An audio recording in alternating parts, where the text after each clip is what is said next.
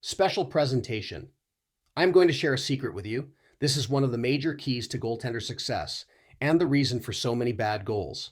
It is never good enough to see the puck, the shot, or the trajectory if you fail to also have access to that puck.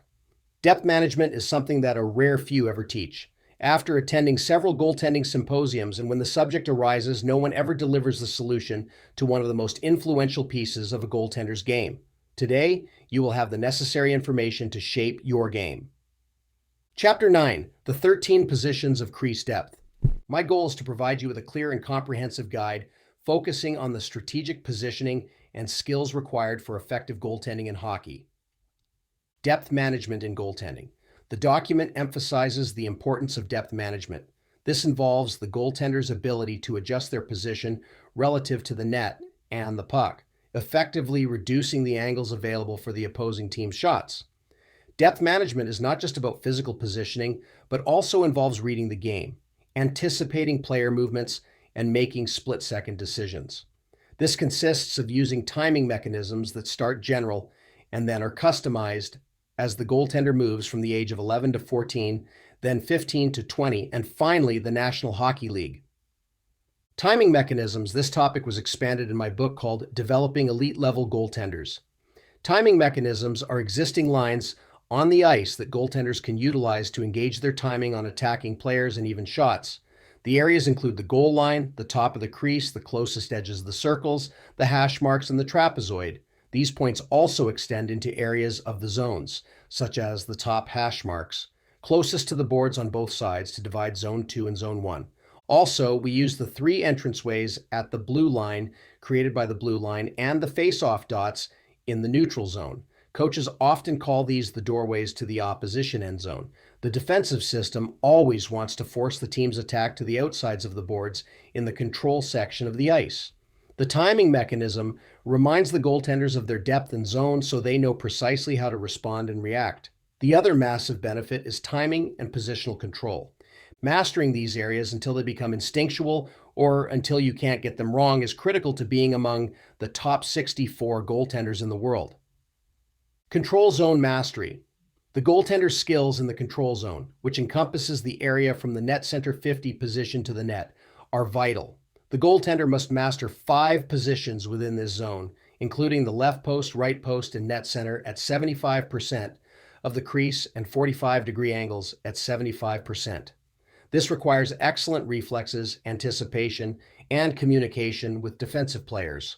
Action, reaction, and recovery zone. This zone is critical for immediate response to offensive threats. The goaltender must be adept at moving between various positions to counteract the attacking team's strategies, which may include quick passes, screens, and deflections. This area demands high alertness and rapid response to the dynamic nature of offensive plays. Block zone defense. In the block zone, directly in front of the net, the goaltender must defend against immediate dangers like shots, rebounds, and different passing strategies. Occupying and transitioning between 3 significant positions, left center at the post, net center 50, and right center post, is crucial. Strategies for zone entry.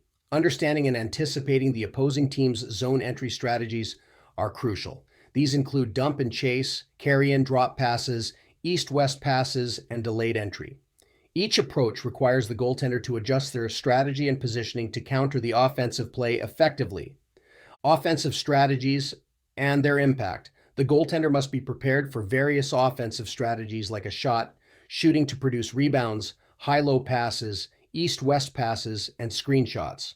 Awareness and quick reaction times are essential to control rebounds and defend against these strategies. Communication and teamwork. Effective goaltending is not just about individual skill. It also involves communication with defensive players. A goaltender must coordinate with their team to anticipate and counter offensive plays. Physical and mental preparedness. The document underscores the need for physical reflexes, anticipation skills, and mental readiness. Goaltenders must be mentally agile to read the game, predict opponent movements, and make quick decisions. Training and practice. Regular practice of pre-save and post-save movements and positioning is crucial. Goaltenders should engage in drills that mimic real game scenarios to improve their skills in the action, reaction, block, and control zones. Mastering the positions of action block control is about understanding the nuances of goaltending, including positioning, anticipation, communication, and adapting to the dynamic nature of hockey. This approach is about defending the net and contributing to the team's defensive strategy. The goaltender's role is pivotal in determining the success of a team's defensive plan, requiring both physical prowess and strategic thinking, and the offensive plan by contributing to puck distribution, communication, and rebound control to contribute to a strong counterattack.